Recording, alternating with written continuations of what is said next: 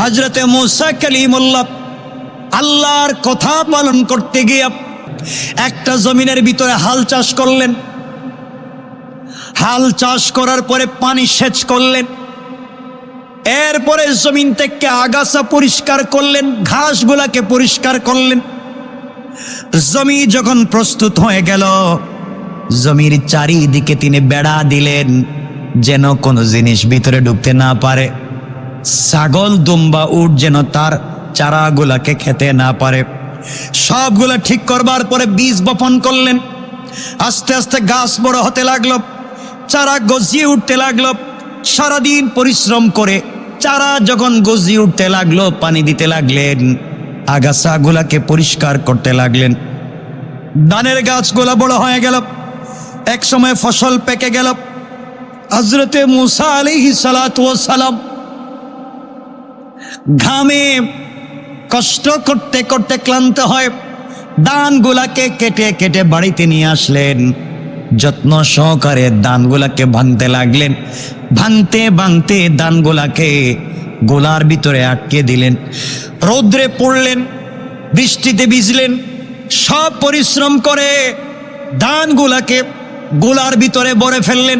গুলাই তো বলেন, কি বলেন? গোলার ভিতরে ধানগুলাকে রেখে দিলেন। আর খড়কুটা যেগুলা হলো, এগুলাকে তিনি আগুন দিয়ে জ্বালিয়ে দিলেন, পুড়িয়ে দিলেন। আল্লাহ রাব্বুল ইজ্জতুল জালাল ডাক দিয়ে বলেন, মুসা কি করলাম? তুমি বৃষ্টিতে ভিজে আর রোদে পুড়ে যেই ধানের গাছগুলাকে তুমি লাগালাম, ছাগল বকরি না খাওয়ার জন্য বেড়া দিলাম, এগুলাকে বড় করবার জন্য পানি দিলাম, এত কষ্ট করে ধানের গাছগুলাকে তুমি বড় করলা, এগুলাকে তুমি লালন পালন করলা, আজকে তুমি জ্বালিয়ে পুড়িয়ে দিলা কেন? মুসা আলাইহিস সালাম ডাক দিয়ে বলতে লাগলেন, আল্লাহ তাআলা, এই জন্য আমি জ্বালিয়ে দিয়েছি। আমার তো উদ্দেশ্য ছিল ধানের দানাগুলা, ধানের গাছ আমার উদ্দেশ্য ছিল না। এই জন্যে যেগুলা রত্ন হয়েছে সেগুলাকে যত্ন করে গোলায় ভরে দিয়েছি, আর যেগুলা আগাছা হয়েছে সেগুলাকে জ্বালিয়ে দিয়েছি। আল্লাহ রাব্বুল ইজ্জতুল জালাল বলেন, মুসা রে, এটাই হলো তোমার উত্তর। আমিও আদম তৈরি করেছি, যেগুলাকে তাকওয়ার মাধ্যমে রত্ন বানাতে পেরেছি, রোজার মাধ্যমে, নামাজের মাধ্যমে, ইবাদতের মাধ্যমে, জিকিরের মাধ্যমে রত্ন বানাতে পেরেছি, যত্ন করে তাদেরকে জান্নাতের ফয়সালা করে দিয়েছি।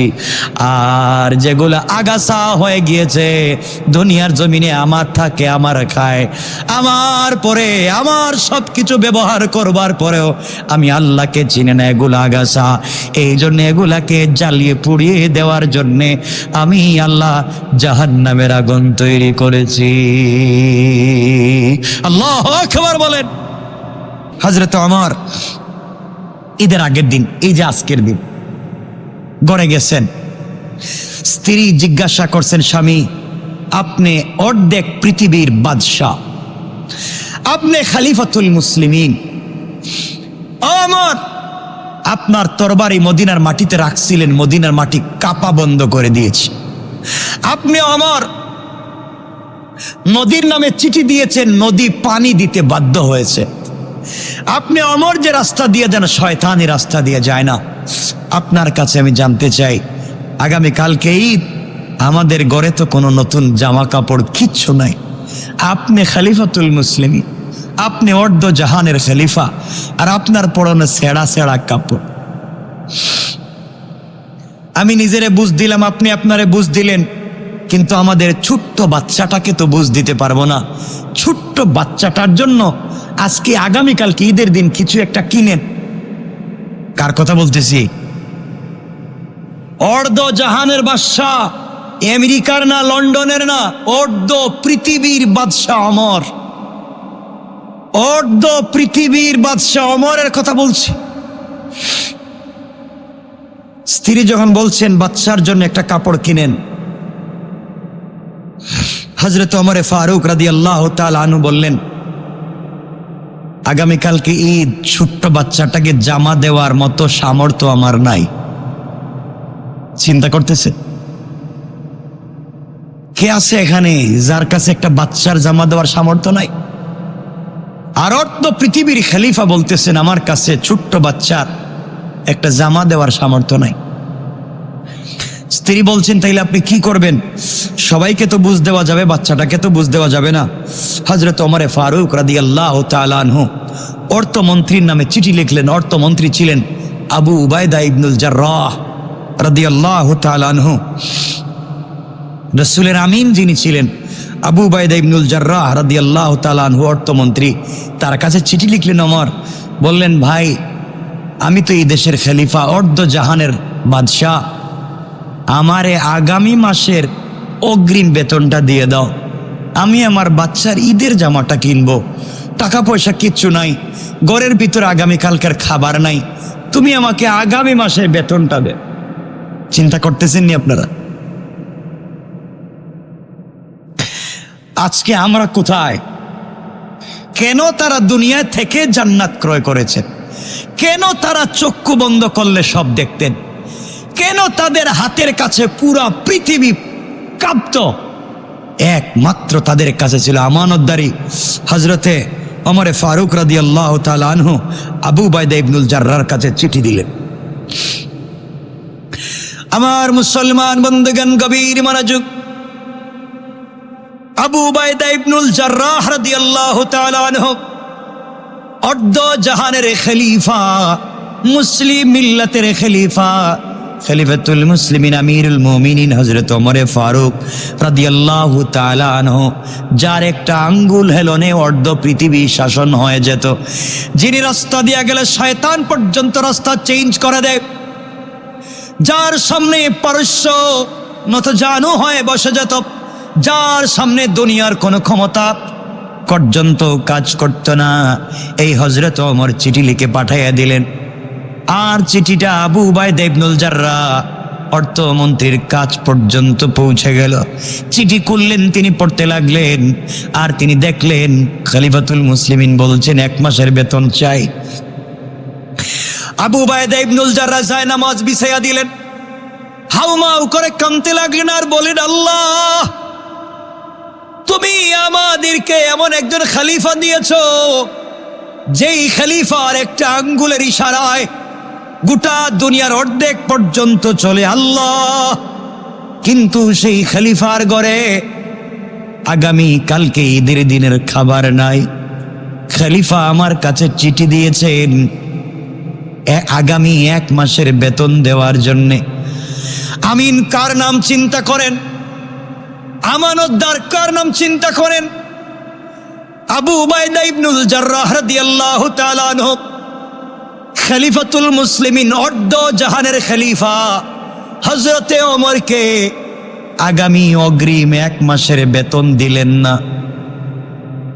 1 মাসের বেতন দিলেন না।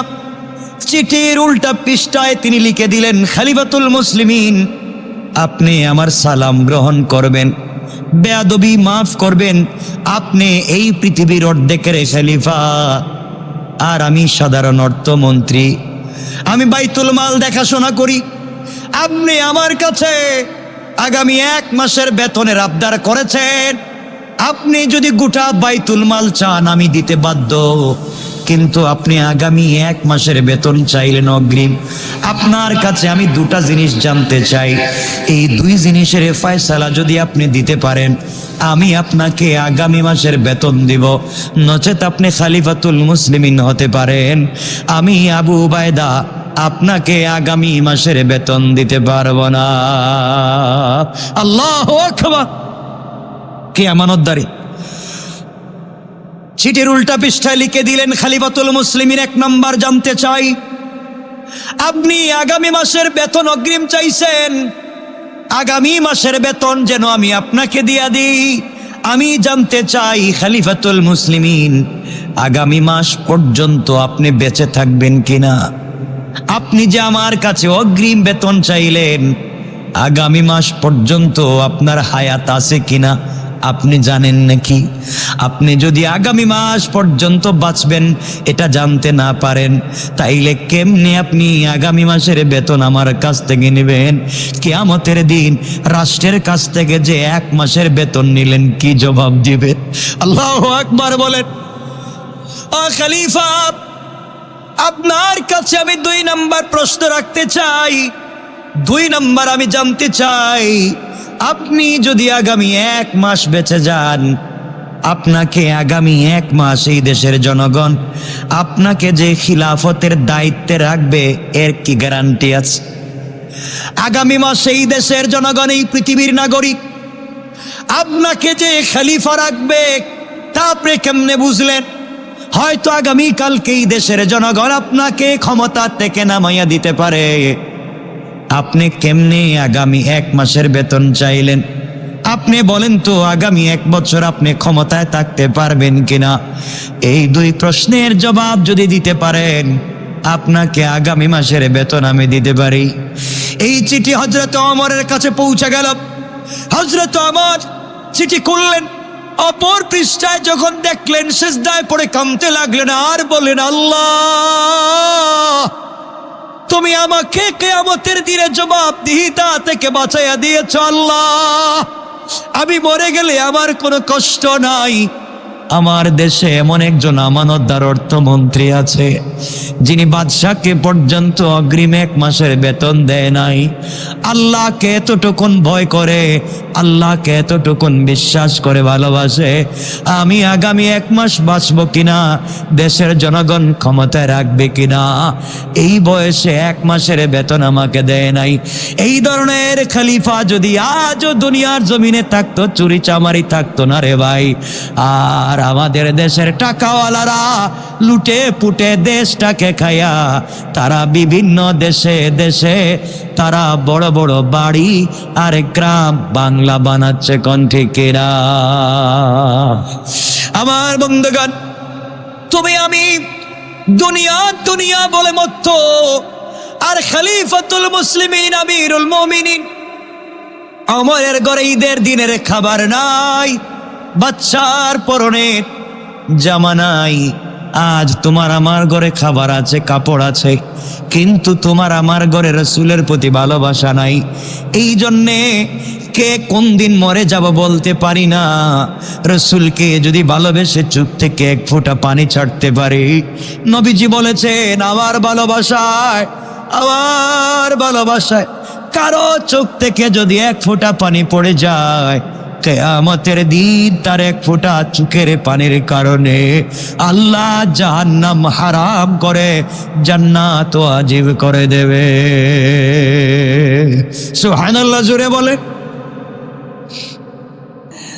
এই জন্য আমার মুসলমান বন্ধুগণ, দুনিয়ার জমিনে চলার পথে আমাদেরকে দুনিয়ার জমিনে একমাত্র কেবলমাত্র আল্লাহ তাআলার হুকুম পালন করতে হবে। আমাদের রূহকে সতেজ করতে হবে, রূহের খোরাক আমাদেরকে দিতে হবে। এই রূহের খোরাক দেওয়ার জন্য আল্লাহ তাআলা আমাদেরকে দিয়েছেন 1 মাসের রোজা। কয় মাসের কথা বলেন? লম্বা আলোচনা তো আর করা যাবে না, এটা মৌলিক আলোচনাটা অনেক লম্বা হলে আপনারা বুঝতেন। আমার একটা আলোচনাই আছে বোধহয় 2-2.5 ঘন্টার, যে রমজান একটা হসপিটাল, একটা ক্লিনিক, ভর্তি হতে হবে। এখানে আমরা দেখবেন, কারো রোগ হলে সাধারণ প্যারাসিটামল দিলে কমে না, আর কারো অ্যান্টিবায়োটিক লাগে।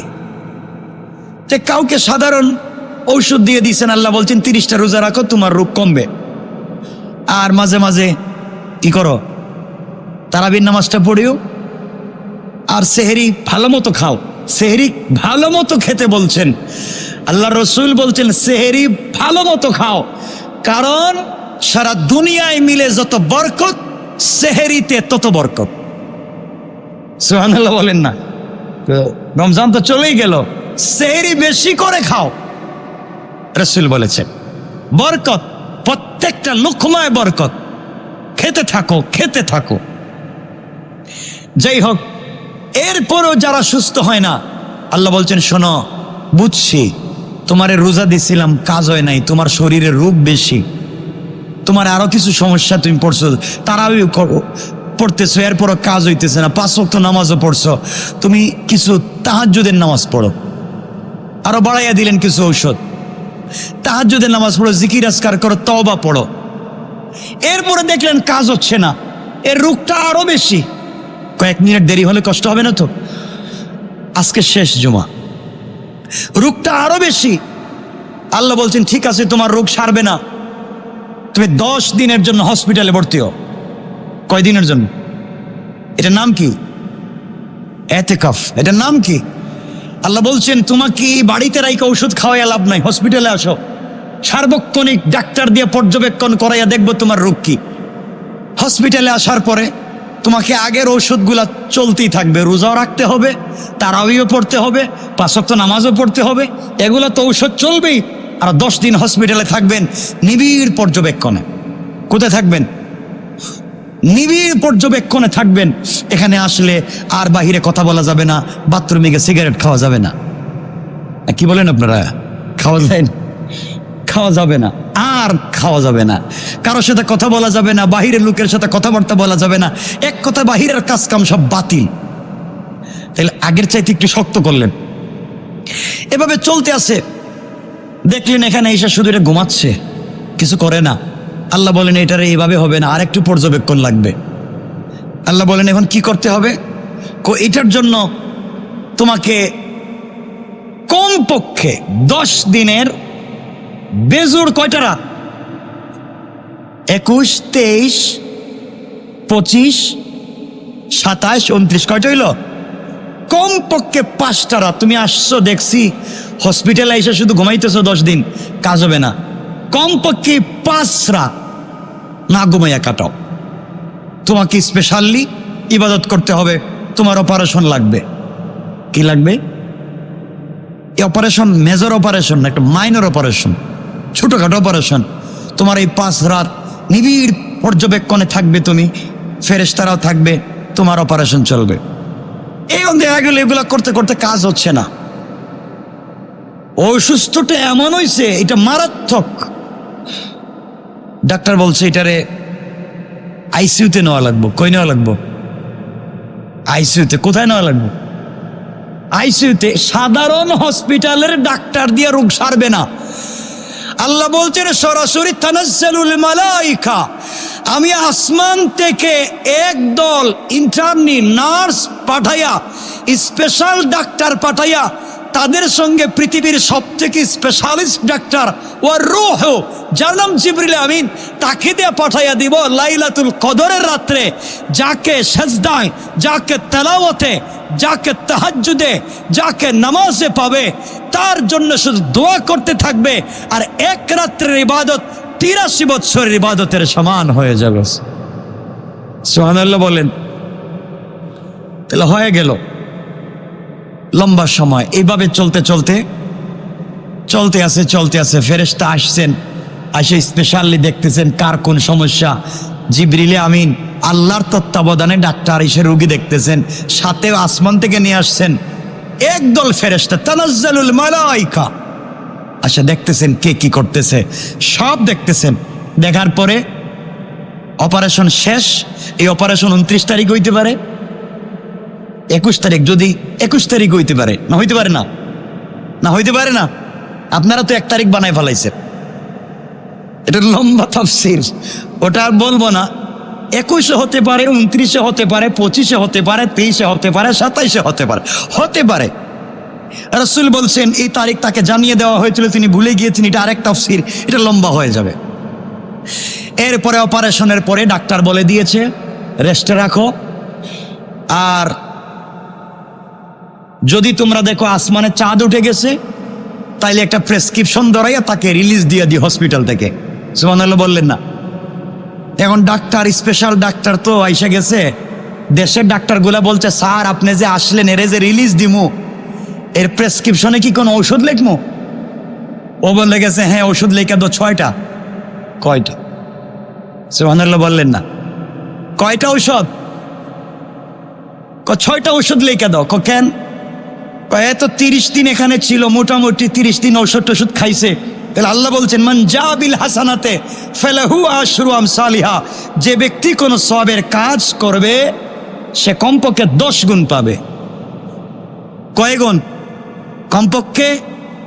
তাইলে 1-এ 10, তাহলে 30-এ কত হইছে? 300। 300 তো আর 1 বছর হয় না। আল্লাহ বললেন 6টা ঔষধ ট্যাবলেট লেখা দাও। মান সামা রমাদান সুম্মা আতবাহু সিত্তাম মিন শাওয়াল কানা কাসিয়ামিদ দাহরি কুল্লি, যে ব্যক্তি রমজানের রোজা রাখবার পরে শাওয়ালে 6টা রোজা রাখবে, সে যেন পুরা 1 বৎসর একাধারে রোজা রাখলো। তাহলে 1 মাস রোজা রাখলো হইল 300, আর শাওয়ালের 6টা 6 10 303 রোজা রাখার সোয়াব পাইলো। আগামী বছর রমজান আবার চলে আইলো, আল্লাহ বলেন আগামী বছর দেখবো রোগ আছে না নাই। সুবহানাল্লাহ বলেন না? কত সুন্দর হিসাব। তাহলে আমরা 6টা রাখবো তো ইনশাআল্লাহ। কথা অনেক, সময় চলে গেছে অনেক, এখানে আমরা রাখতে চাই, এখান থেকে আরো অনেক আলোচনা। সুতরাং আমরা আজকের রাত্র হয়তো আমাদের শেষ, রমজান শেষ, ঈদের রাত্র। পুরা রমজানের সবগুলা মাসের যেই দাম, ঈদের রাত্রর এই দাম। সারা মাসে আল্লাহ যত মানুষের মাফ করবেন, ঈদের রাত্রে আল্লাহ তত মানুষের মাফ করবেন। এই জন্য আজকের রাত্রে আমরা মাফ নিতে পারবো তো ইনশাআল্লাহ। আল্লাহ যেন আমাদেরকে মাফ করেন, বলেন আমিন। সবাই বললেন না? এবং রমজানের পরে শাওয়ালের 6টা রোজা রাখবো তো ইনশাআল্লাহ। ইনশাআল্লাহ বলেন ইনশাআল্লাহ। এখন কালকে তো যদি ঈদের নামাজ হয়ে যায়, হবে তো নাকি? আমি বললাম হয়ে যায়, তাহলে ঈদগাহে আসার আগে একটা উত্তম কাজ হচ্ছে ফিতরা। কি ফিতরা? যাদের উপরে যাকাত ফরজ তাদের উপরে ফিতরা ওয়াজিব। যাদের উপরে যাকাত ফরজ তাদের উপরে ফিতরা ওয়াজিব। ফিতরা হচ্ছে ঈদের দিন সুবহে সাদিক উদিত হওয়ার পরে কেউ যদি 52.5 তোলা রূপা সমপরিমাণ সম্পদের মালিক হয়, তাহলে তার উপরে ফিতরা ওয়াজিব। আর যাকাত 1 বছর গেলে পরে ফরজ। কথা বুঝছেননি? ফিতরা ওয়াজিব। যাকাত দিতে হয় শুধুমাত্র মৌলিক মাল ছাড়া, আর ফিতরা দিতে হয় শুধু ভিটা বাড়ি ছাড়া, যা আছে সব হিসাবের ভিতরে। আপনি শৌখিন মানুষ, একটা জুতার জায়গায় 6টা জুতা আছে, একটা শার্টের জায়গায় 20টা আছে, একটা প্যান্টের জায়গায় 30টা আছে, একটা গড়ির জায়গায় 10টা আছে, এগুলার ফিতরা দিতে হবে। ঠিক আছে তো? ফিতরা দিতে হবে, বুঝছেন তো? ফিতরা দিবেন। তাহলে ফিতরা ওয়াজিব। ফিতরা দেওয়ার উত্তম নিয়ম হলো আপনি ঈদগাহে আসার আগে দিবেন। কোথায় আসার আগে? ঈদগাহে আসার আগে, মানে ঈদের নামাজে আসার আগে আগে আপনি ফিতরা দিয়ে দিবেন। যদি আরো আগে দিয়ে দেন আপত্তি নাই, যদি নামাজের পরে দেন গুনাহ নাই। উত্তম হলো, সুন্নত হলো নামাজে আসার আগে দিবেন। কেমনে দিবেন কন্ত? ইসলামিক ফাউন্ডেশন বলেছে সর্বনিম্ন 115 টাকা আর সর্বোচ্চ 2640 টাকা। 115 টাকা হচ্ছে অর্ধসা বা 1 কেজি 650 গ্রাম। 1 কেজি 650 গ্রাম গম বা আটার সমমূল্য 115 টাকা। জব 3 কেজি 300 গ্রাম 396 টাকা। কিশমিশ 3 কেজি 300 গ্রাম 1650 টাকা। খেজুর 3 কেজি 300 গ্রাম 1980 টাকা। পনির 3 কেজি 300 গ্রাম 2640 টাকা। অর্থাৎ 115 টাকা সর্বনিম্ন আর সর্বোচ্চ 2640 টাকা। এখন আপনারা কত করে দিবেন? যার যতটুকুন তৌফিক আছে ততটুকুন, যার যেভাবে তৌফিক আছে এভাবে দিবেন। কারণ আমি আপনিও যদি 115 টাকা দেই, তাহলে রিক্সাওয়ালা কত দিব, ভ্যানওয়ালা কত দিব, এ চিন্তা করবেন। আপনি আপনার বাচ্চার জন্য 1-2 লাখ টাকার কাপড় কিনছেন, 50-60 হাজার টাকার কাপড় কিনতে পারেন, আর ফিতরা দেওয়ার সময় দিবেন 115 টাকা, কাজ হবে না। মিলাইয়া দিবেন, একটু বাড়াইয়া দিবেন ইনশাল্লাহ। বলেন না ইনশাল্লাহ? নিজের পক্ষ থেকে দিবেন, নিজের বালির সন্তানের পক্ষ থেকে দিবেন। স্ত্রীর পক্ষ থেকে দেওয়া ওয়াজিব নয়। স্ত্রীর যদি আলাদা সম্পদ থাকে স্ত্রী দিবে, আপনি যদি দেন আপত্তি নেই। কথা বুঝছেন নি? দিতে পারবেন। আপনার কর্মচারী যদি থাকে তারা তাদের পক্ষ থেকে দিবে, আপনি যদি কর্মচারীর পক্ষ থেকেও দেন আপত্তি নাই। দিয়েন ইনশাল্লাহ। সময় কমে গিয়েছে। ঈদের দিনে আমরা কি করতে পারবো? ঈদের দিনের কাজগুলো আমরা, ঈদের দিনে অনেকগুলো সুন্নত আছে আমাদেরকে ঈদের দিনের সুন্নতগুলাকে পালন করতে হয়, কিন্তু আমরা করতে পারি না। ঈদের দিনের কাজ হচ্ছে খুব সকালবেলা ঘুম থেকে উঠতে হয়, সুন্নত, ঈদের দিনের সুন্নত খুব সকালবেলা ঘুম থেকে উঠতে হয়। কিন্তু দেখবেন আমরা ঈদের দিন আর সকালে উঠতে পারি না। কথা বললেন না কেন? ঈদের দিন আর উঠতে পারে না। সুন্নত হলো ঈদের দিন উঠবেন সকালবেলা। কখন উঠবেন বলেন না? খুব সকাল মানে কি? ফজরের নামাজটা জামাতে পড়বেন ইনশা। সুন্নত 2, মেসওয়াক করবেন ভালো করে। কি করবেন? মেসওয়াক। রাসূল সাল্লাল্লাহু আলাইহি ওয়াসাল্লাম মেসওয়াক করতেন। 3 নাম্বার, অজু এবং গোসল, চমৎকারভাবে অজু গোসল করবেন। 4 নাম্বার, নিজের পোশাকের মধ্যে উত্তম পোশাক, যেটা নিজের পোশাকের মধ্যে যেটা ভালো ফ্রেশ, এটাই পরবেন। যে নতুন পোশাক পরতেই হবে এমন কিছু নাই, নিজের মধ্যে যেটা ভালো এটাই পরবেন। 5, সুগন্ধি ব্যবহার করবেন, দামি আতরই ইউজ করবেন, দামি আর কম দামি নাই। মহিলাদের জন্য বাহিরে ইউজ করা যাবে না। ঈদের নামাজের পূর্বে সাদাকাতুল ফিতর আদায় করে দিবেন। ঈদের নামাজে আগমনের পূর্বে কিছু খেজুর খাবেন, মিষ্টি খাবেন, কিছু খেজুর খাবেন, মিষ্টি খাবেন। ঈদগাহে আসার আগে ঈদগাহে আসবেন, হেঁটে হেঁটে আসবেন, গাড়িতে আসবেন না। অসুস্থ হলে গাড়ি নিয়ে আসতে পারবেন। সুন্নতের কথা বলছি। এক রাস্তা দিয়ে আসবেন, অন্য রাস্তা দিয়ে যাবেন। এখন রাস্তাই আছে একটা, আপনি আরেকটা রাস্তা পাইবেন কই? তাহলে এক সাইড দিয়ে আসবেন, আরেক সাইড দিয়ে যাবেন। ঠিক আছে তো ইনশাল্লাহ? এগুলো হচ্ছে সুন্নত ঈদের দিনের। সকাল সকাল ঈদের নামাজ পড়ার জন্য সকাল সকাল আসবেন। কখন আসবেন? টাইম টু টাইম না, সকাল সকাল ঈদের নামাজের জন্য আসবেন। ঈদের নামাজ ঈদগাহে গিয়ে পড়বেন, এটাই উত্তম। ঈদগাহে যাওয়ার সুযোগ না থাকলে আর ঈদগাহে যাওয়ার সম্ভাবনা না থাকলে মহল্লার মসজিদে আদায় করবেন। রাস্তাঘাট বন্ধ করে পাবলিকরে কষ্ট দিবেন না। এরপরে আস্তে আস্তে করে তাকবীর দিবেন, আল্লাহু আকবার, আল্লাহু আকবার, লা ইলাহা ইল্লাল্লাহ, আল্লাহু আকবার, আল্লাহু আকবার, ওয়ালিল্লাহিল হামদ। এটা পড়ে পড়ে আসবেন এবং শরীয়তের সীমার ভিতরে আনন্দ উদযাপন করবেন। আরেকটা হলো 14 নম্বর, ঈদের দিন মন খারাপ করবেন না। কোনো কারণে ঈদের দিন মন খারাপ করা যাবে বলেন না? হাসি খুশি থাকবেন তো? যার যা আছে তা নিয়ে হাসি খুশি, ঠকাইলেও হাসি খুশি, দিলেও হাসি খুশি ইনশাল্লাহ। আর শেষ, শুভেচ্ছা বিনিময় করবেন, সুন্নত। ঈদের দিনে শুভেচ্ছা বিনিময় করা সুন্নত। শুভেচ্ছা না বিনিময় অর্থ কুলাকুলি করে হাড্ডি ভাঙ্গার কথা বলতেছি না। এমন চাপ মাঝে মাঝে দেয়, মানে হাড্ডি ভেঙে ফেলে, এই চাপ দেওয়ার কথা বলছি না। শুভেচ্ছা বিনিময় সুন্নত হচ্ছে তাকাব্বালাল্লাহু মিন্না ওয়া মিনকুম। আপনারা যেটা বলেন ঈদ মুবারক বলতে পারেন, বলছি, কিন্তু সুন্নত হচ্ছে রাসূল বলছেন তাকাব্বালাল্লাহু মিন্না ওয়া মিনকুম। সুন্নত এটা হচ্ছে ঈদের শুভেচ্ছা। কুলাকুলি যে করাই লাগবে এটা কোনো কথা না, কুলাকুলি না করলেও হবে, কিন্তু শুভেচ্ছা বিনিময় করবেন। যাকে তাকে পাইলে সালাম দিবেন, ভালো মন্দ জিজ্ঞাসা করবেন, মুসাফা করবেন। ঈদের দিন কবর জিয়ারত করাই লাগবে, না করলে হবে না এটা নয়, কবর জিয়ারত উত্তম। ঠিক আছে তো ইনশাল্লাহ? এই সুন্নতগুলো মনে থাকবে তো? সুন্নতের কথা যেগুলো বলছি মনে থাকবে তো? আল্লাহ আমাদের সবাইকে কবুল করুক, বলেন আমিন। অনেক লম্বা হয়ে যাচ্ছে। কয়টায়? 8:30।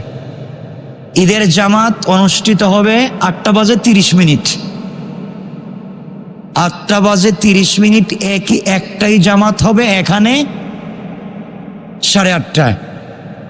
আর গত জুমায় আপনারা মসজিদে দিয়েছেন 28,700 টাকা। আলহামদুলিল্লাহ বলেন। কালকে আমরা আসবো তো ইনশাল্লাহ। কারো কিছু জানার আছে নি? 1 মিনিট থাকলে বলেন। আমার উদ্দেশ্য ছিল বলা, জুমার পরে কি আর বসবো? আপনারা কি বসবেন 10 মিনিট? বসে লাভ কি? কষ্ট দেওয়ার লাভ কি? আপনারা বসলে আমিও বসবো 10 মিনিট। আজকে বসবেন তো?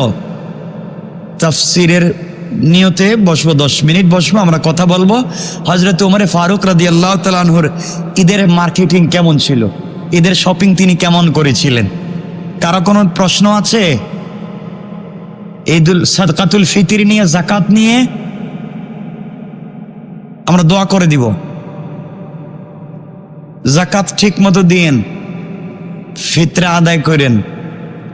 আল্লাহুম্মা সাল্লি আলা মুহাম্মদ ওয়া আলা আলি মুহাম্মদ কামা সাল্লাইতা আলা ইব্রাহিম ওয়া আলা قد أفلح من تزكى وذكر اسم ربه فصلى صدق الله العظيم وصدق رسوله النبي الكريم ونحن على ذلك من الشاهدين والشاكرين والحمد لله رب العالمين اللهم صل على محمد وعلى آل محمد كما صليت على إبراهيم وعلى آل إبراهيم إنك حميد مجيد اللهم بارك على محمد وعلى آل محمد كما باركت على إبراهيم وعلى آل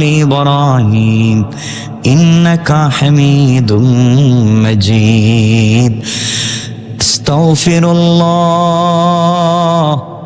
إن الله غفور رحيم استغفر الله إن الله غفور رحيم استغفر الله الذي لا إله إلا هو الحي القيوم وأتوب إليه لا حول ولا قوة إلا بالله العلي العظيم لا إله إلا الله لا إله إلا الله لا إله إلا الله لا إله إلا الله لا إله إلا الله لا إله إلا الله لا إله إلا الله لا إله إلا الله محمد رسول الله صلى الله عليه وسلم আলহামদুলিল্লাহ। আল্লাহ পাকের শুকরিয়া যে আল্লাহ আমাদেরকে জুমার হতে পারে আমাদের জিন্দেগির শেষ মোনাজাত, হতে পারে আমাদের জীবনে আর রমজান নাও আসতে পারে। কত মানুষ গত বৎসর আমাদের সাথে ছিল, আজকে তারা কবরে। কত মানুষ গতকালকেও ছিল, আজ তারা নাই। আমিও না থাকতে পারি, আপনিও না থাকতে পারেন। যাওয়ার সময় আল্লাহর দরবারে কি নিয়ে যাব? সংক্ষেপ আমরা কথা বলবো কয়েক মিনিট। আল্লাহ বলেছেন কদ আফলাহা মান তাযাক্কা, যে পবিত্রতা অর্জন করেছে, আল্লাহর নামের জিকির করেছে, আল্লাহ বলছেন সে কামিয়াব। সুবহানাল্লাহ বলেন। আজকে আমরা যদি আল্লাহর নামের জিকির করতে পারি, আল্লাহর নাম স্মরণ রাখতে পারি, পবিত্রতা অর্জন করতে পারি রোজার মাধ্যমে, আল্লাহ বলেছেন এরা কামিয়াব, এরা সফল কাম। রমজান এসেছে, আমরা রোজা রেখেছি, 5 ওয়াক্ত নামাজ পড়েছি, তারাউয়েহের নামাজ পড়েছি, সবাই চেষ্টা করেছি তাহাজ্জুদের সালাতের জন্য। অনেকেই পারেন নাই, অনেকে পারছেন। দোয়া করি আল্লাহ যেন আমাদের সবাইকে তাহাজ্জুদের সালাত পড়বার তৌফিক দান করে। আল্লাহ রসুল বলেছেন, আল্লাহ হাদিস কুদসিতে বলেছেন, এই পৃথিবীতে আমি আল্লাহ বলছেন যদি রাগ করি কোনো জিনিস দিয়ে রাগ ভাঙানো যাবে না। আমি যদি রাগ করে ফেলি আসমান জমিন আরশ কুরসি জান্নাত জাহান্নাম সব যদি কেউ দান করে দেয় আমার রাগ ভাঙাতে পারবে না। কিন্তু কোন বান্দা যদি তাহাজ্জুদের নামাজে দাঁড়িয়ে যায় সাথে সাথে আমি আল্লাহ তার উপরে খুশি হয়ে যায়, সাথে সাথে খুশি হয়ে যায়। রমজান আমাদের কাছ থেকে চলে গেল, সারা মাস আল্লাহ বান্দাকে মাফ করছেন, সকল গুনাহগারদেরকে মাফ করছেন। এরপরও আমার মতো হয়তো অনেক গুনাহগার রয়ে গেছি, আল্লাহ মাফ করেননি, রয়ে গেছি, বেশি গুনাহ করে ফেলেছি, বেশি অন্যায় করে ফেলেছি। আজকের এই যে জুমার সালাত পড়লাম, রাসূল পাক বলেছেন মাগরিবের সালাতের আগে একটা সময় আছে জুমাবারে যে হাত উঠালে বান্দা যা বলবে সব কবুল। আমরা তো মাগরিবের আগেই বসে আছি, আমরা জুমার সালাত পড়েছি, আমাদের আগে তো আছেই মাগরিব, আমাদের আগে তো আছে ইফতার, সামনে ইফতার। আমাদের সবার পকেটে টাকা আছে, সবার ঘরে খাবার আছে, আমরা খাচ্ছি না। শুধুমাত্র আল্লাহর হুকুম, আল্লাহ বলছেন দিনে খাইও না। ওই রমজানের আগেও আমাদের পকেটে টাকা ছিল, আমরা যখন মন চায় খেয়েছি, কিন্তু এখন খাচ্ছি না। আল্লাহ বলছেন খাইও না, আমি না করছি। আল্লাহ ফেরেশতাদেরকে জিজ্ঞাসা করতেছেন, ফেরেশতারা বান্দার পকেটে টাকা আছে, ঘরে ভালো খাবারও আছে, পেটেও ক্ষুধা আছে, এরপরও বান্দা খাচ্ছে না কেন? আল্লাহ বান্দা রোজা রাখছে, তোমাকে ভয় পায়। আল্লাহ বলছেন আমার বান্দা কি আমাকে দেখছে নাকি? আল্লাহ আপনাকে দেখে নাই, না দেখে আপনাকে বিশ্বাস করেছে। আল্লাহ বললেন আমার বান্দা না দেখে সব সুযোগ সুবিধা থাকবার পরেও আমার ভয়ে রোজা রেখে খাচ্ছে না, আমিও আমার বান্দাকে পুরি মাফ করে জান্নাতের ফয়সালা। আমরা আল্লাহ রসুলকে মারি নাই, আমরা আল্লাহ রসুলকে গালি দেই নাই। আল্লাহ রসুলকে মারছে মক্কার মানুষ, তায়েফের মানুষ। আল্লাহ রসুলকে গালি দিছে মক্কার মানুষ, সাফা পাহাড়ের সামনে দাঁড়িয়ে, যেখানে আপনারা সাই করেন, যে পাহাড়ের থেকে দাঁড়ালেই কিবলা দেখা যায়, যেখানে দাঁড়িয়ে হাজিরা দোয়া করে কান্দে, ওখানে দাঁড়িয়েও রসুলকে গালি দিয়েছে। আমরা রসুলকে গালি দেইনি। মক্কার মানুষ রসুলকে দেখছে, এরপরে মারছে, আর আমরা কলিজা ভরা ভালোবাসা দিয়ে হাজার হাজার মাইল দূরে রসুলকে না দেখে, রসুলের ভাষা না বুঝে, তাকে কলিজাত থেকে ভালোবেসে আমরা কালিমা পড়ে বিশ্বাস করে মুসলমান হয়েছি। আমাদের বিশ্বাস রসুল কিয়ামতের দিন আমাদেরকে না নিয়ে জান্নাতে যাবেন না ইনশাআল্লাহ। আল্লাহু আকবার বলেন। আমরা না দেখে তাকে বিশ্বাস করছি, আমরা না দেখে তাকে বিশ্বাস করছি। আমরা কোনোদিন রসুলকে গালি দেইনি, আমরা কোনোদিন রসুলকে কষ্ট দেইনি। ওরা মক্কায় থেকে রসুলের বাড়িতে থেকে রসুলকে গালি দিছে। সুতরাং আমরা কলিজা দিয়ে রসুলকে ভালোবাসি, আমরা বিশ্বাস করি কিয়ামতের দিন রসুল আমাদেরকে ভুলে যাবেন না ইনশাআল্লাহ। আমাদের হাতে, তার হাতে আমাদেরকে হাউজে কাউসারের পানি পান করাবেন। নবীজি বলেছেন যে উম্মত ঈদের রাত্র, চাঁদ রাত মানে আজকের রাত, যদি চাঁদ উঠে, চাঁদ রাত্রে যে বান্দা সারা দুনিয়ার মানুষ হাসি খুশিতে মত্ত, সব ফেলে দিয়ে হাসি খুশি আনন্দে মত্ত, আর আমার বান্দা হাউমাউ করে সেজদায় পড়ে কাঁদতেছে, আল্লাহ তুমি আমাদের কাছে রহমত, বরকত, মাগফিরাত, নাজাত, আসমান জমিনের চাইতে মহামূল্যবান রমজান আমাদের কাছে দিয়েছিলা। আল্লাহ চাঁদ উঠাইয়া তুমি আমাদের কাছ থেকে নিয়ে নিছ, জানি না হক আদায় করতে পারলাম কিনা, রোজা রাখতে পারলাম কিনা, তোমার কাছ থেকে মাফি নিতে পারলাম কিনা। আল্লাহ বলেন সব বান্দা চলে গেছে আনন্দে, আর আমার বান্দা পড়ে পড়ে কাঁদতেছে। আমি আল্লাহ শুধু আমার বান্দাকে নয়, তার খানদানকে মাফির ওয়াদা দিয়ে দাও। সুবহানাল্লাহ, জোরে বলেন। সব মানুষ চলে যায়, সব মানুষ চলে যায়। উদাহরণ কি? সবাই বুঝে না। যেদিন কোরআনে কারীমের এই আয়াত নাজিল হয়েছে খুব সংক্ষেপে, আল ইয়াউমা আকমালতু লাকুম দীনাকুম ওয়া আতমামতু আলাইকুম নি'মাতি ওয়া রাদিতু লাকুমুল ইসলাম দীনা। এই আয়াত নাজিল হয়ে গিয়েছে, আমি আজকের দিনে ইসলামকে পরিপূর্ণ করে দিয়েছি, আমি ইসলাম ধর্মকে সারা পৃথিবীর জন্য কবুল করে নিয়েছি। আল ইয়াউমা আকমালতু লাকুম দীনাকুম ওয়া রাদিতু লাকুমুল ইসলাম দীনা। আর ইসলাম ধর্মকে তোমাদের জন্য মনোনীত করে তোমাদের উপরে খুশি হয়ে গিয়েছি।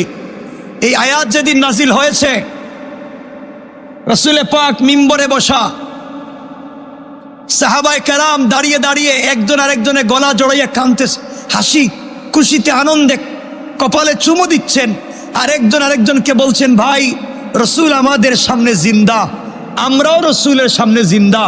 আমরা জীবিত থাকতে আল্লাহ ইসলামকে পরিপূর্ণ করেছেন, রসুল জীবিত থাকতে আল্লাহ আমাদের উপরে খুশি হয়েছেন। এর চাইতে বড় আনন্দের দিন আর হতে পারে না, এর চাইতে খুশির আর দিন হতে পারে না, আজকের দিনের মতো আনন্দের দিন আর হতে পারে না। সব সাহাবীরা আনন্দিত, আজকে ইসলাম ধর্ম পরিপূর্ণ, আজকে আল্লাহ আমাদের উপরে খুশি। সবাই খুশিতে আত্মহারা। একজন গোলাম, একজন বুড়া মানুষ, রসুল দেখেন গাছের গোড়ায় কিছু দূরে বৈশা বৈশা হাউমাউ করে গাছের গোড়ায় কাঁদতেছে। সাহাবায়ে কেরাম তাকাইয়া দেখলেন এক বুড়া মানুষ কান্দে। সব সাহাবায়ে কেরাম একত্রিত হলেন আর বললেন, সবাই আমরা আনন্দ করতেছি আজকের দিনের জন্য। আল্লাহ আজকের দিন ইসলামকে পরিপূর্ণ করে দিয়েছেন, দিন পরিপূর্ণ। আল্লাহ আমাদের উপরে খুশি হয়ে আয়াত নাজিল করছেন, আনন্দের দিন। আর এই বুড়া লোকটা কান্দে, তার কারণে আমরা একটু আনন্দ করতে পারি না। সব সাহাবীর এই বুড়া লোকের কাছে গিয়ে বলছেন, ভাই সবাই আনন্দিত, সবাই খুশি, তুমি কাঁদতেছো কেন? এই বুড়া লোকটা বলছেন, ভাই তোমাদের হাতে পায়ে ধরি, তোমরা আনন্দিত, তোমরা আনন্দ করো, আমি তো তোমাদের আনন্দে বাধা দেই না, কিন্তু তোমরা আমারে কাঁদতে দেও, তোমরা আমার কাদায় বাধা দিও না। তোমরা খুশি করো, আনন্দ করো, আমাকে কাঁদতে দাও। সকল সাহাবায়ে কেরাম বলছেন, না, আজকের দিন তো কান্নার দিন না, নবীজি কান্নার কোনো কথাই বলেন নাই। আজকে হাসির দিন, হয়তো তুমি আমাদের সাথে আনন্দ করো, আর না হয় তুমি কেন কান্না করো সেটা আমাদেরকে বলো। তিনি বলতে লাগলেন, ভাই তোমরা জানো না, আজকের দিনে আল্লাহ বলেছেন ইসলাম ধর্মকে পরিপূর্ণ করেছেন, তিনি আমাদের উপরে খুশি হয়েছেন। আজকের দিনের মতো কষ্টের দিন আমার আর নাই। সাহাবায়ে কেরাম বলছেন, কেন কষ্টের দিন নাই? তিনি বললেন, ভাই তোমরা জানো না, আজকের এই আয়াত নাজিলের মাধ্যমে আল্লাহ তাআলা বুঝাতে চাইলেন তার রসুলকে আর দুনিয়ায় রাখবেন না, তিনি তার হাবিবকে দুনিয়ার থেকে উঠিয়ে নিয়ে যাবেন। কারণ কোন মালিক যখন কোনো ঠিকাদারকে, কোনো মিস্ত্রিকে একটা বিল্ডিং বানাবার জন্য দেয়, ঠিকাদার যখন বিল্ডিং পরিপূর্ণ করে দেয়, মিস্ত্রি পরিপূর্ণ করে বিল্ডিং তৈরি করে দেয়, তখন মালিক টাকা পয়সা দিয়ে বিদায় করে দেয়, আর মিস্ত্রিকে রাখে না, ঠিকাদারকে রাখে না। কারণ কাজ শেষ হয়ে গিয়েছে, তুমি চলে যাও। ও সাহাবীরা, তোমরা আনন্দিত হচ্ছ, আজকের দিনে আল্লাহ ইসলাম ধর্মকে পরিপূর্ণ করেছেন, তিনি আমাদের উপরে খুশি হয়েছেন। তাহলে রসুলে পাককে তো আল্লাহ পাঠিয়েছিলেন ইসলাম ধর্মকে পরিপূর্ণ করার জন্য। ইসলাম ধর্ম যেহেতু পরিপূর্ণ, তাইলে আল্লাহ রসুলকে বেশি দিন রাখবেন না। এই জন্যে আমি কাঁদতেছি, আর রসুলকে বেশি দিন পাবো না, আর রসুলের পিছনে নামাজ পড়তে পারবো না, আর ঘর থেকে বের হয়ে রসুলের চেহারা মুবারক দেখতে পারবো না, আর রসুলকে জড়িয়ে ধরতে পারবো না। সাহাবায়ে কেরাম বলছেন, সত্যি যদি তাই হয় তাইলে আমরা কেন আনন্দিত হব? আমরা রসুলের কাছে যাই। সকল সাহাবায়ে কেরাম রসুলের কাছে গেলেন, ইয়া রাসূলুল্লাহ, আজকের আয়াত নাজিলের মাধ্যমে কি আপনি আনুষ্ঠানিকভাবে দুনিয়া থেকে বিদায় নিচ্ছেন? নবীজি বলেন, এই কথা তো আমি বলি নাই, তোমাদেরকে কে বলছে? সাহাবায়ে কেরাম বলছেন, ইয়া রাসূলুল্লাহ, কেউ বলে নাই। এই যে গাছের গোড়ায় বসে বসে যে বৃদ্ধ লোকটা কাঁদতেছে, সে আমাদেরকে বলছে। নবীজি মিম্বরে উঠলেন, দাঁড়াইয়া দেখলেন, আর চিৎকার করে হাউমাউ করে কাঁদলেন, আর তাকে দেখলেন সে আর কেউ না, সে রসুলের কলিজার টুকরা সাহাবী হযরতে আবু বকর। নবীজি বললেন, ও সাহাবীরা, তোমরা কেউ তো আমার ওয়াজ বুঝো নাই। এই এক বুড়াই আবু বকর বুঝছে। ইয়া আল্লাহ, দুনিয়ার জমিনের সকল মানুষ যে যেভাবে আমাকে ভালোবাসে, আমি সকল মানুষের ভালোবাসার প্রতিদান দিতে পেরেছি আল্লাহ, কিন্তু বুড়া আবু বকরের প্রতিদান দিতে পারলাম না। আল্লাহ, কিয়ামতের দিনে তুমি আমার আবু বকরকে আমার বন্ধু বানাইয়া দিও। ইন্তেকালের পরে যাকে আমার সঙ্গে দেখা করাইবা, সর্বপ্রথম আবু বকরকে দেখা করাইয়া দিও, আর জান্নাতে সাথী আবু বকরকে বানাইয়া দিও, আমার কবরের সাথীও আবু বকরকে বানাইয়া দিও। আল্লাহু আকবার। নবীজি দোয়া করে দিলেন, নবীজি দোয়া করে দিলেন। এর নাম আবু বকর, এর নাম ভালোবাসা। এই জন্যে সবাই বুঝে না। আজ রমজান আমাদের কাছ থেকে বিদায় নিচ্ছে, দুহাত জোড় করে বলছি, ভাই সব থাকবে একদিন। এলাকার সব শিল্পপতির বাড়ি থাকবে, শিল্পপতি থাকবেন না। একদিন কুটিপতির বাড়ি থাকবে, কুটিপতি থাকবেন না। একদিন বড় জমিদারের ব্যবসা থাকবে, জমিদার থাকবেন না। একদিন আপনার সুন্দর সাজানো গুছানো বিল্ডিং থাকবে, আপনি থাকবেন না।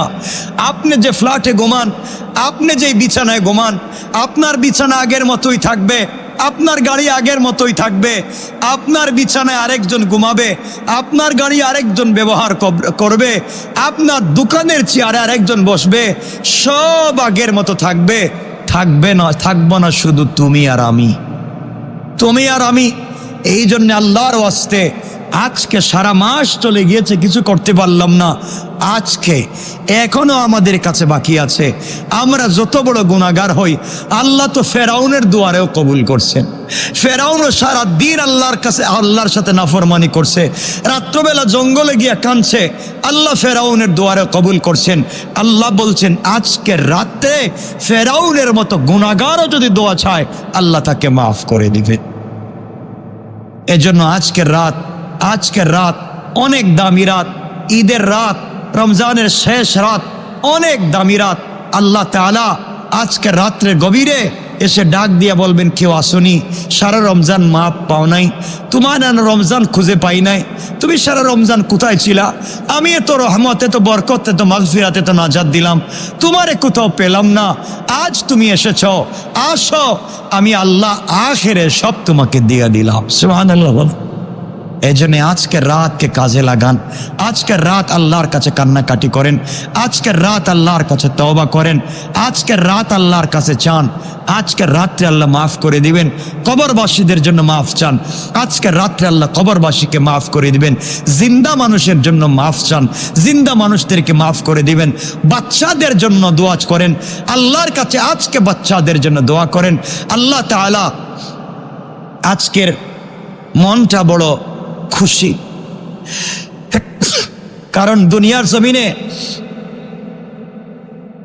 গোলাম যখন পরিশ্রম করে, কোন দোকানে কর্মচারী যখন কাজ করে, মাস শেষ হয়ে গেলে সে বেতন পায়,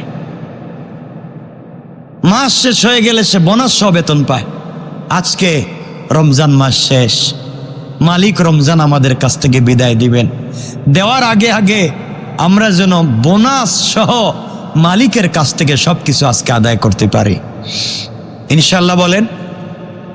আপনারা শুধু বাজারে গঞ্জে দৌড়াদৌড়ি করবেন না, বাজারে গঞ্জে দৌড়াদৌড়ি করবেন না, এগুলার মধ্যে কোনো খায়ের নাই, কোনো কল্যাণ নাই। বাজারে দৌড়াদৌড়ি করে কোনো উপকার পাবেন না। এজন্যে আমরা রসুলকে ভালোবাসবো।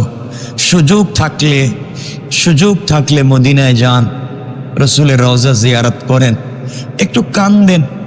আমরা এই গরম সহ্য করতে পারি না। আজকে তো সব সুন্দর এসি। নবীজি কেমনে এই পাথরের জমিনে দিনের দাওয়াত দিছেন, রোদ, গাছ নাই, কিচ্ছু নাই, শুধু পাথর। কেমনে দিনের দাওয়াত দিছেন, পানির ব্যবস্থা নাই, মাইল কা মাইল পানির কোনো ব্যবস্থা নাই, 100 মাইল একটা গাছ নাই, এটা মাটি নাই, শুধু পাথর। এই জন্যে আল্লাহর ওয়াস্তে আজকে থেকে আমরা নামাজ ছাড়বো না, মিথ্যা কথা বলবো না, আমানতের খেয়ানত করব না। আর রসুলের কথা মনে হলেই কলিজায় রসুলের জায়গা দিব, রসুলকে ভালোবাসবো এবং সুযোগ পাইলেই 2 রাকাত নামাজ পড়বো, আল্লাহর কাছে বলবো আল্লাহ যেন রসুলের নিজ হাতে হাউজে কাউসারের পানি পান করার তৌফিক দান করেন। এই মানুষগুলোর কত সৌভাগ্য যারা আজকে মক্কা এবং মদিনায় ঈদ করতে পারছে, রসুলের বাড়িতে, আল্লাহর বাড়িতে, তাদের কি সৌভাগ্য। আমরাও যেন আল্লাহ আমাদেরকে সুযোগ দেন, কবুল করেন, আমরা যেন যেতে পারি। আপনারা জানেন আমরা এখান থেকে রসুলের কাছে সালাম পৌঁছাই, আল্লাহ আমাদের সালাম পৌঁছায় দাও। আর রসুলের রওজা যখন চুকে দেখবেন, হায়াতুন নবী, জিন্দা নবী এখানে শুয়ে আছেন, আর আপনি কাজ দিয়ে হেঁটে যাচ্ছেন, এই রাস্তা দিয়ে রসুল হাঁটছেন। আপনি যেখানে নামাজ পড়তেছেন এখানে রসুল নামাজ পড়েছেন, এখানে রসুল হাঁটছেন। আপনি যেখানে পানি পান করছেন এখানে রসুল পানি পান করেছেন।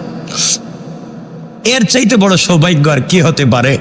আল্লাহ আমাদেরকে কবুল করুক, বেশি বেশি রসুলের বাড়িতে যাওয়ার তৌফিক দান করুক, বেশি বেশি জিয়ারতে হারামাইন নসিব করুক, বেশি বেশি জিয়ারতে হারামাইন নসিব করুক। সবাই জুড়ে বলেন আমিন, বলেন আমিন, বলেন আমিন। জীবন ধন্য হয়ে যাবে। আল্লাহ আমাদেরকে কবুল করুক। ঈদের দিনের জন্য প্রস্তুতি নিব, আর লম্বা করব না। আমার জন্য দোয়া করবেন, আমি আপনাদের জন্য দিল থেকে দোয়া করব একে অপরের জন্য। আমি অনেক দোয়ার মহতাজ, অসুস্থ, দুনিয়ার অনেক ঝামেলায়ও থাকি, আল্লাহ যেন ঝামেলা থেকে মুক্ত করে। রব্বানা যালামনা আনফুসানা وإن لم تغفر لنا وترحمنا لنكونن من الخاسرين ربنا آتنا في الدنيا حسنة وفي الآخرة حسنة وقنا عذاب النار وقنا عذاب القبر وقنا عذاب الحشر وقنا عذاب الفلسرات وقنا عذاب يوم القيامة وقنا عذاب يوم القيامة وقنا عذاب سكرات الموت وقنا عذاب غمرات الموت اے गुनाहगारদের माफ देने वाला اے गुनाहगारদের माफ देने वाला اے অভাবীদের অভাব দূর করনে वाला اے পরিশানি দিল রে শান্তি দেনে वाला اے অভাবগ্রস্তদের অভাব দূর করনে वाला اے ঋণগ্রস্তদের ঋণ পরিশোধ করনে वाला اے গুনাহগার বান্দার ডাক শুননে वाला अपनी गुनार बुझा মাথায় নিয়া সারা জিন্দেগীর গুনাহকে স্মরণ করে লজ্জিত হইয়া দুনিয়ায় ঘুরাইয়া ঘুরাইয়া জীবনের শেষ মুহূর্তে সে তোমার ঘরে আইসা,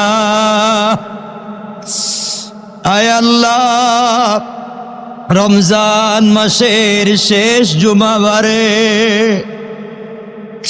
আয় আল্লাহ তোমার মায়ার বান্দাদেরকে নিয়ে হাত উঠাইলাম, তোমার পায়ে ধরি, তুমি আমাদেরকে মাফ করে দাও। আয় আল্লাহ গুনাহগার মনে করে তাড়াইয়া দিও না আল্লাহ, তুমি বলো তাড়াইয়া দিলে আর কই যাব আল্লাহ, তোমার দরজা ছাড়া যাওয়ার জায়গা নাই আল্লাহ। আল্লাহ সারা মাস গেছে, মাপ হয়তো পাই নাই আল্লাহ, আজকে যদি মাফ না পাই আর পাওয়ার সুযোগ নাই, ইয়া আল্লাহ আজকে আমাদেরকে মাফ করে দাও। আয় আল্লাহ তুমি তো ফেরাউনের দোয়ারও কবুল করছো, আমরা তো তোমার ঘরে বসে তোমার গুনাহগার বান্দা হাত উঠাইছি আল্লাহ। আয় আল্লাহ তোমার কি মায়া লাগে না, তোমার কি দয়া হয় না? দরমতের 10 দিন গেল, মাগফিরাতরও গেল, নাজাতের শেষ দিন, এমন গুনাহ করছি তুমি কি আজকেও মাফ দিবা না? আয় আল্লাহ তাআলা তোমার পায়ে ধরি, মাফ করে দাও। ইয়া আল্লাহ তুমি আমাদেরকে মাফ করে দাও আল্লাহ, জীবনের গুনাহে মাফ করে দাও আল্লাহ। ইয়া আল্লাহ এখন মাফ করে দাও আল্লাহ। আয় আল্লাহ এই মসজিদে চোর থাকতে পারে, ডাকাত থাকতে পারে, জেনাকার থাকতে পারে, এই মসজিদে আমার মতো গুনাহগারও থাকতে পারে, তোমার খাস ভাইয়ার বান্দারাও থাকতে পারে আল্লাহ। আল্লাহ যারা পছন্দ হয় তার ওসিলায় মাফ করে দাও। ইয়া আল্লাহ আমাদের বাবার নাম ধরে ধরে আমাদেরকে মাফ করে দাও। ইয়া আল্লাহ আমাদের সবাইকে তুমি মাফ করে দাও।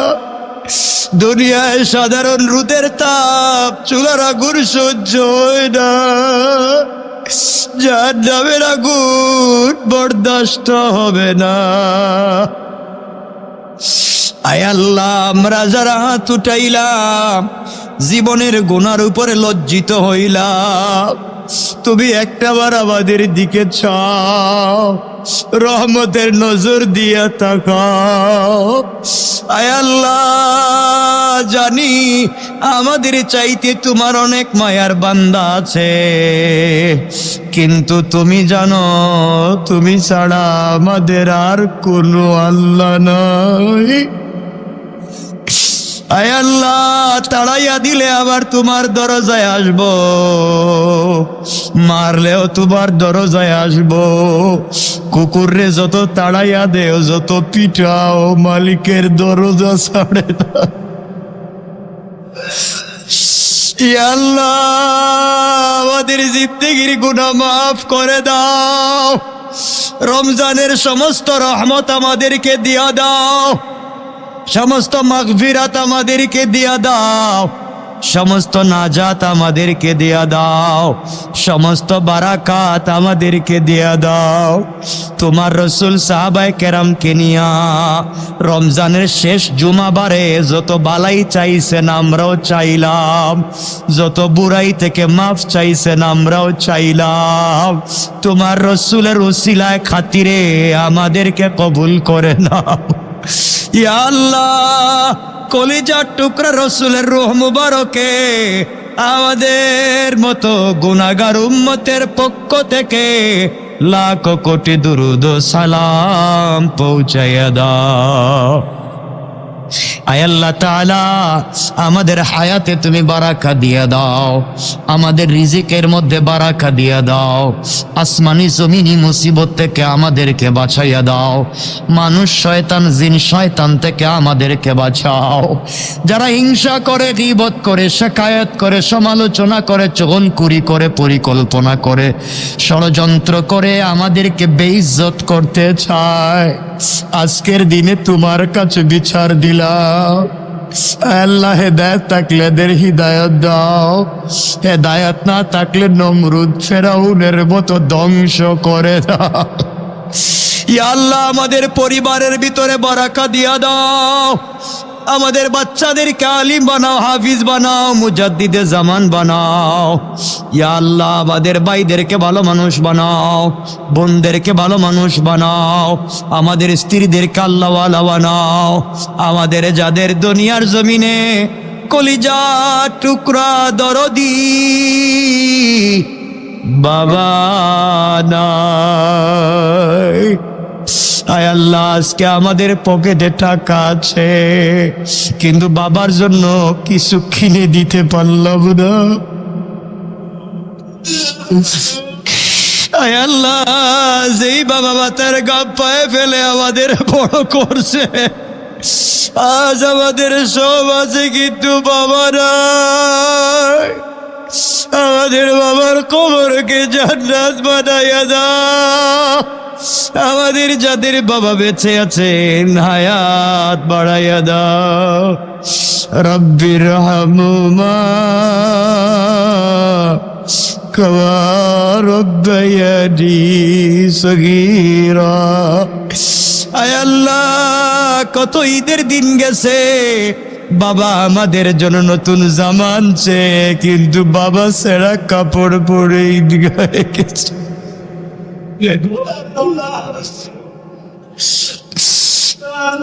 আল্লাহ, আমাদের যাদের কলিজার টুকরা মা নাই, যেই মা 10 মাস 10 দিন পেটে রাখছে, ডেলিভারির সময় 2-2.5 বালতি ব্লাড গেছে,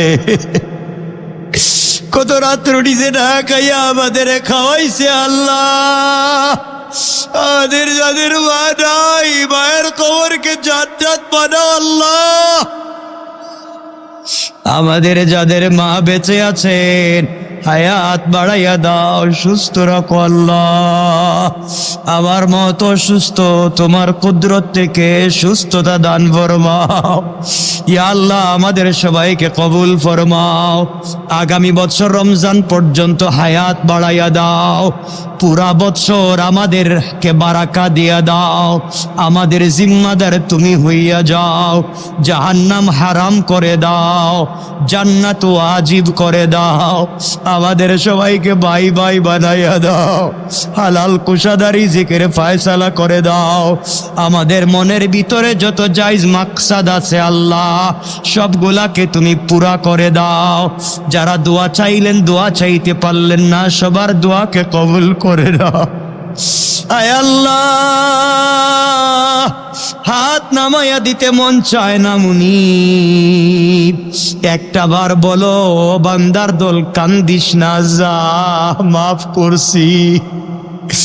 একটা বার বলো মাফ করছি, জাহান্নামের আগুন সহ্য হবে না। ইয়া আল্লাহ, ইফতারের আগে রমজানের শেষ জুমাবার দিনে হাত উঠাইছি, তোমার কি লজ্জা হয় না আমাদেরকে ফিরাইয়া দিতে? আল্লাহ, এতক্ষণ যদি দুনিয়ার কোনো মানুষের দরজা কানতাম, ফিরাইয়া দিত না আল্লাহ। ইয়া আল্লাহ, তুমি আমাদের ফিরাইয়া দিও না আল্লাহ। ইয়া আরহামার রাহিমিন, ইয়া আকরামাল আকরামিন, ইয়া আকরামাল আকরামিন, ইয়া গফফারাজ যুনুব, ইয়া সাত্তারাল উয়ুব। আল্লাহ, আমাদেরকে মাফ করে দাও। ইয়া আল্লাহ, আমাদের জিন্দেগির গুনাহকে মাফ করে দাও। আমাদের অন্তর থেকে গুনার আকর্ষণ দূর করে দাও। ইয়া আল্লাহ, তোমার রাসূলের আর তোমার ভালোবাসা অন্তরে পয়দা করে দাও। ইয়া আল্লাহ, আমাদেরকে সুস্থতার সাথে হায়াতে বারাকা দিয়া দাও। আমাদের সবাইকে তুমি কবুল করে নাও। ইয়া আল্লাহ, বিনোদ বিবি মসজিদের দিকে একটা বার চাও আল্লাহ, আমাদের নাম ধরে ধরে মাফ করে দাও আল্লাহ। ইয়া আল্লাহ, মাফ করে দাও আল্লাহ। اللهم لك الحمد كله ولك الشكر كله نسألك الخير كله ونعوذ بك من شر كله إنك على كل شيء قدير আয় আল্লাহ, দাড়ি পাকা মুরব্বী আছে, নওজোয়ান বাচ্চা আছে, নওজোয়ান ভাই আছে, এতেকাফ করনে ওয়ালা মুরব্বী জওয়ানেরা আছে। ইয়া আল্লাহ, সবাইরে নিয়ে হাত উঠাইলাম, একটা বার বলো বান্দা যাও মাফ করে দিছি। ইয়া আল্লাহ, মাফ করে দাও আল্লাহ, মাফ করে দাও। ইয়া আল্লাহ, ঈদের চাঁদ উঠার আগে আগে মাফ করে দাও আল্লাহ, মাফ করে দাও। ইয়া আল্লাহ, মাফ করে দাও আল্লাহ, আল্লাহ মাফ করে দাও আল্লাহ। تقبل منا دعانا بقبول الحسن كما تقبلت من عبادك الصالحين আল্লাহ, বারবার জিয়ারতে হারামাইন নসিব করি, বারবার রাসূলের রওজায় যাওয়ার সুযোগ দিও, বারবার তোমার ঘরে যাওয়ার তৌফিক দিও। ইয়া আল্লাহ, আগামী রমজানে এভাবে আমাদেরকে একত্রিত হওয়ার তৌফিক দিও। ইয়া আল্লাহ, আমাদেরকে আবার একত্রিত হওয়ার তৌফিক দিও আল্লাহ। সাল্লাল্লাহু তাআলা আলা নবী ওয়া আলা আলিহি ওয়া সাহবিহি আজমাইন ওয়া রাহমনা মাআহুম বিরহমাতিকা ইয়া আরহামার রাহিমিন। আসসালামু আলাইকুম।